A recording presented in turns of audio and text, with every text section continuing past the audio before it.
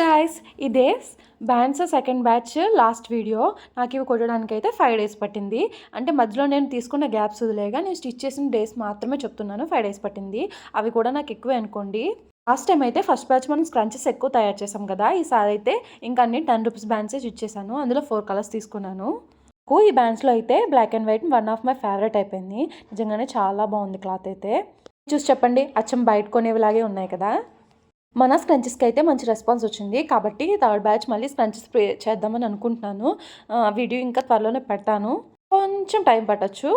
అందుకే ఇవన్నీ మీకు ఎలా అనిపించాయి నాకు కామెంట్ చేసి చెప్పేయండి అబ్బా. లాస్ట్ టైం నేను బ్యాండ్ వీడియోస్ బౌస్ వీడియోస్ పెట్టినప్పుడు నాకు మంచి రెస్పాన్స్ వచ్చింది.